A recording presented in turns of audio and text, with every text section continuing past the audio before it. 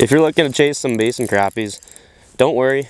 Make sure you guys stick around. I got you guys covered. I'm going to give you every tip you need if you want to go catch some beautiful midwinter crappies. Welcome back to another episode. My name is Josh. You're watching M-Boys Outdoors, and today we got a nice, gorgeous 3-degree day in central Minnesota. Actually, a beautiful day out today, so we're going to be chasing some basin crappies for you guys. And you've heard me say the term basin. What's a basin? So essentially a basin, when you look at a lake, if you look at a lake structure, it's pretty much the bowl, the deepest part of the lake. That's going to be the basin, and that's where the crappies are typically going to gravitate to in the late winter, or mid to late winter. Now, fishing basins can be really tricky because a lot of times basin crappies, they're going to be suspended and they're pretty much just going to be ripping around the entire basin. And if you're on a big basin, it's really tough to kind of narrow down those crappies sometimes. Sometimes they just won't stop moving, and you got to drill in front of them. And it's just a challenge sometimes. So there's a few key things you want to look for when you're chasing basin crappies. One thing that I always look for is structure, whether, you know, Grandpa Joe dropped a Christmas tree back in 1960, or if there's rocks, or if there's even just branches, weeds, something like that. If there's a change in that basin, like you think about that basin, it's one big bowl, it's one big mud bowl, and there is no change throughout the entire thing. So if you can find a sharp transition, like a steep inside turn, a stick, a branch, a tree, stuff like that is where the fish are going to gravitate to in basins, and that's where they're going to kind of set as their home base. Alrighty, well, now I got a good number of fish down there on the screen. I just got to the deeper part of this basin, kind of where the edge of it is, where it's a steep drop, and then it drops right into the deep basin. This is kind of where it corrals these crappies. Kind of all up into one area, and I got a mega school down there now. When I'm looking at like big basins, I mean, they can be so hard to narrow down sometimes, especially on a new lake. So like what I look for on a new lake, if I'm looking at a basin for crappie, is I'll look up for like inside turns, I'll look for sharp ridges, just kind of anything that's out of the ordinary for that basin, because obviously the basin's so big, basin's going to be the same structure. So if you can find that one indifference, that's typically what will hold a good population of fish. And then a lot of times, if it is just a giant basin and there is absolutely nothing out there, like nothing for structure, a lot of times fish will just sit there and just like roam around like no other. They will fly around, and they're almost impossible to live scope, because you know, you see one on the live scope, you go drill on it, by the time you drill on it, it's already 30 feet away. So yeah, if you can find them all schooled up midwinter in a big old basin, that's typically where you're gonna have a lot of luck. This is what I'm on right now. There we go, another crappie. This one feels all right. Little guy. Little like 9-incher. There we go. There's another one. He wanted it bad, so it's awesome. They're fired up. And don't be fooled what I said earlier. Just because it's cold doesn't mean they're not going to bite. Like right now, I think the high today is 3, somewhere in there. I woke up, it was like -15, around that temperature. So don't be fooled. Just because it's cold, don't stay home. But it's definitely not going to be as prime as it is if it's hot and sunny. Hot being like 20 to 30 degrees. So yeah, just don't be scared to fish in the cold. You'll still catch fish. It's just sometimes can be a little bit tricky, but once you pattern them out, then it's usually a good time. Whoa, the line wasn't fully on the reel there. This one's a little better. Bigger than the last one, I think. About the same size. Maybe a little bigger, 10-inch crappie. There we go. If you guys are wondering what I'm using for my reel rod combo today, starting with the reel, this is the PC Fun Viper X. I want to give a huge shout out to PC Fun for actually sending this to me and testing it out. And they said just test it out, tell us what you think. And I'm actually really impressed with it. Really smooth drag system. Okay, a little bit big in this one. It's got a really smooth drag, and it holds up really nice on cold days like today. When you need it most, PC Fun's got you covered. And then the rod, oh yeah, that's a good crappie. That's like a 12-inch. Look at that. A little bigger than the last couple. Perfect eater if I was gonna have a fish fry, but it's like a 11-incher. So awesome. Yeah, what I was saying is that PC Fun's got really affordable gear. So if you want some high-end gear for an affordable cost, PC Fun's gonna be where you go. I'll leave a link down below to their shop if you want to go down there and check out some of their products. I'd highly recommend. I'm an honest reviewer, and I gotta say PC Fun actually really exceeded my expectations. So, oh yeah, duh. And then the rod. The rod, this is the 32-inch Noodle by PC Fun. It's the ICX series. I really like this rod for one reason, and that is a lot of noodle rods only bend at the tip when you're catching fish. Like when you set the hook, it's only at the tip of the rod that bends. And I feel like the whole fight is just in the tip of the rod. I'm not a big fan of that, if I'm being honest. They put all sensitivity and then they put all backbone. It's just like no transition.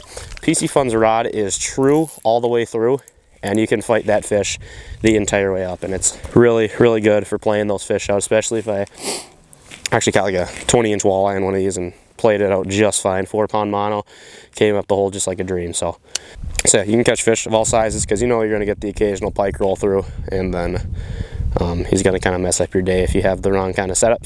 So yeah, once again, huge shout out to PC Fun for shipping me this gear. And yeah, let's keep on catching some more basin crappies. Oh gosh, this one is charging here. Smoked it. See, once you find them, then it's a good time, but it's just the tricky part is trying to find them, and then once you find them, then you can get into them. Really, there's nothing special about the spot I'm on. Essentially, I just kind of scoped around and looked for the school, and then they're really weird at this spot. You kind of have to be directly on top of them, or else they will not come to you. You can be 2 feet away, and they will not come in to bite you. You have to be almost directly on top of them. So, it was a little bit tricky. I was finding schools of like 20 or 25 decent sized crappies, but then I found this mega school, sat right on top of them, and we're just picking off fish here. You know, Minnesota's been really blessed with the winter that we've had. For an ice fisherman, I should say, if you're a winter enthusiast and you like snowmobiling, yeah, I'm sorry, it sucks. You guys silly? I'm still gonna send it. I think we've got one snowstorm in central Minnesota this entire year, and the entire ground is bare. I mean, there's a very, very thin layer of snow on the lakes, but everywhere else is bare, and it's almost February, so sick. If you're a runner, the snow is the perfect texture for running. It's the perfect texture for running. Very low impact on its dry snow, so your feet don't get wet. Sledding, just enjoying it. One thing. Last year was really weird too. I don't know. Last year was hot. This year is just freezing cold and no snow. The precipitation needs to pick up. Powder Ridge needs to bring their snow machines over this way. And now, this is really funny. This is just classic cold weather crappies. See how fast I was catching them there for a few minutes, and in a matter of a couple minutes, like, they're just gone. They are not as fired up as they were. Oh my gosh. Rookie mistakes out here. I wonder if I maybe switch to a dinner bell, maybe something a little more flashy. That might maybe get them going. It's worth a shot. I'm not the crappie whisperer. I'm not Aaron Weeb. Look at these horses! Look at that thing! That guy's a stud. Okay, what I'm going to do now is, obviously I'm on fish, so they're just being a little bit too slow for me. Right now, the way they're just gluing there, I think I'm going to try to throw something a little bit flashy down at their face. See if that'll wake them up a little bit. Walleyes make me mad, so I gave up on them, so now I'm just chasing crappie. And even the crappies don't want to cooperate, so that's shows you how my life's going right now. Tough getting some videos out there for you guys with the cold weather and the fish not cooperating. Yeah, so I just realized my audio was not working for some reason on a fish I just caught, so that's great. So we're gonna catch another to make up for it. How about that? So one thing I'm gonna preach here is being smart about the fish that you harvest. Don't get me wrong, I love a good crappie taco, I love a good fish sandwich, I love a good fish fry, but if you're a guy that's consistently keeping pails and pails of fish every single time you're out fishing, honestly, that is the reason that half of these spots, or a majority of these spots, get fished out. Sure, you can keep a bucket or 3 or 5 and it's not going to hurt the population, but then eventually Uncle Joe's going to be keeping a pail, and then Aunt Becky and her kids are going to be keeping 7 pails. Eventually it's just going to deteriorate the population of fish. So what I'm trying to say here is just be smart about what you keep. The crappie limit is what, 15, 20, 25 some places? You don't need 25 fish to eat every single day. You realistically eat maximum 6 or 7 fish. like in one sitting. So what I'm just trying to preach is just do not be dumb when it comes to keeping fish like that, because that is just what leads to population decline, stunt growth. And also just be cautious with your size that you're keeping as well. Perfect crappie eater to me is a 10 to 12. I think my cutoff is about 12 and a half, 13 is the max I would keep.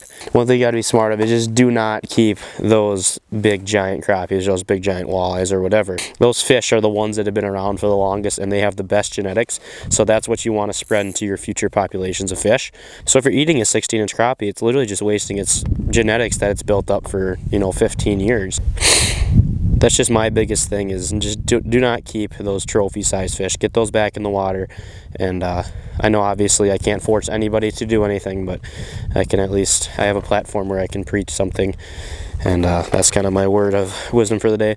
Well, when you think about it, the size varies. Like, you got your 10, 11, 12-inch crappies down here at the bottom of the pyramid, and then in the middle of the pyramid you got your 13s and 14s, just a little bit slimmer of a population, and then way up at the tip top you got those 15, 16 plus inch fish.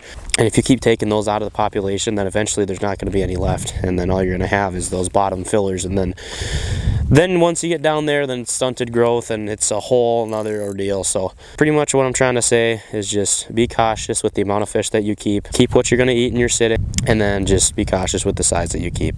Obviously, like I said, I can't stop anybody from doing anything. I'm not the DNR, I'm not nobody, but all I can do is just give you a heads up, just kind of what happens once you take fish out of the lake. And yeah, like I said, I love fish tacos as much as the next guy, but just make sure you're responsible with your harvesting. There we go. Finally hooked into one. Only been trying forever because the audio died on the one clip. There's another crappie on the tungsten right there. Beautiful, beautiful crappie. And I think on that note, I think I'm gonna end the video. Kind of giving a little chat to you guys about how to fish for some basin crappies, little tips and tricks. So yeah, we're gonna get this guy back home. If you want to buy some PC Fun gear, I got a link down below. Go ahead and click that and go check out their gear. And then make sure you use my promo code to save yourself some money. Anyways, thank you guys for tuning in to this episode, and we'll see you on the next one.